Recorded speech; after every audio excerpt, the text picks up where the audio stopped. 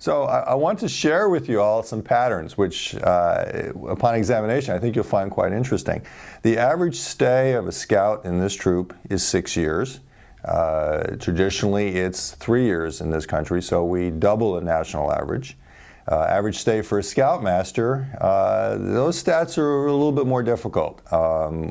Pretty much 1 year is all scoutmasters tend to last, but if they make it past their first year, then their average stay is also 3 years. This is not a self-serving stat. I know I've done greater than those numbers. What I wanted to share was the scoutmasters before me also did greater than those numbers. So we have a great tradition in this troop of adult leadership. But we also have a great pattern in our junior leaders. And I'm very proud of the fact that the very young men that we had 20 years ago in this troop, and even 10 years ago, are now coming back to be assistant scoutmasters. And because they grew up in the program, they are excellent assistant scoutmasters. They have that sense of remembering what it was like when they were a kid and being that great disguised discovery type adult to show the kids how things work and why they work.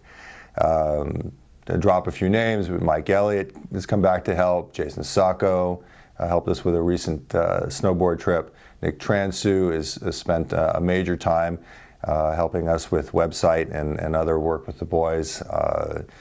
Grant Davis is the one who's helping with recording this event.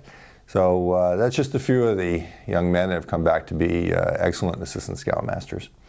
I mentioned earlier this is a boy-run troop, and it will always be so, I hope. I have a kind of a new hobby on the side, if you would. I'm working with a number of other assistant scoutmasters to try to get their troops to be the size that we are and have the dynamic program that we have. I meet them once a month. And it is interesting to have a bunch of scoutmasters in a room and recant what works and what doesn't work. And it's interesting that I should share with you that I believe the method for scouting is the patrol method. There's no option on that. What's interesting is a lot of scoutmasters think that that is an option.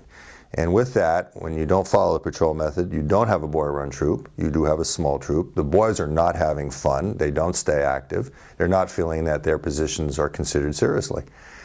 Well, this troop has all of those things. So currently we are, let's see, over 50 registered and have been so for the last 15 years. And in fact, we were even as high as 65 registered. So this is definitely a dynamic group.